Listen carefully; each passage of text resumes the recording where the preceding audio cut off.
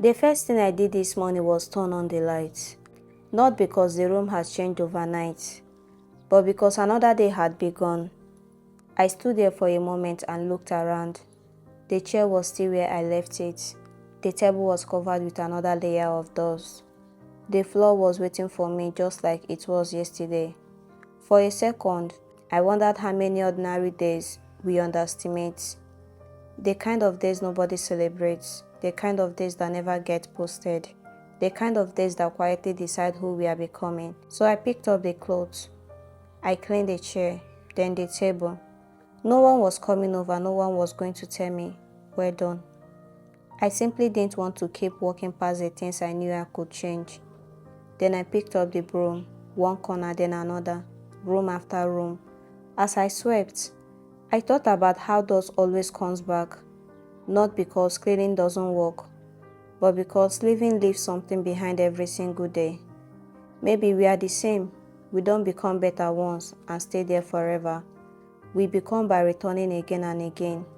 When the house was clean, I rolled out my mat, sat down, closed my eyes, and breathed. I didn't sit there because everything was falling apart. I sat there because I don't want peace to be something I only look for in emergencies. Sometimes the strongest thing you can do is become still before life forces you to.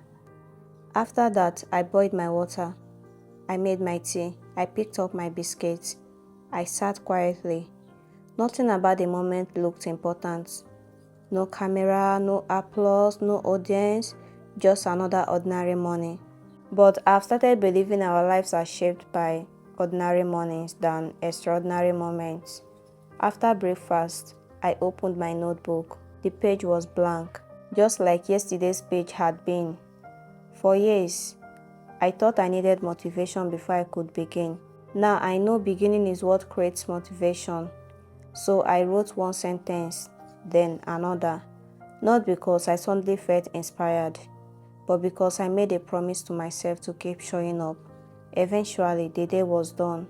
I stood up. I walked back toward the extension, reached for the same switch I touched when the morning began, and I turned the light off. The room became dark again. I stood there for a moment. Then I smiled, because something finally made sense. Leadership isn't built on the days people are cheering for you. It's built on the days nobody knows you kept your word.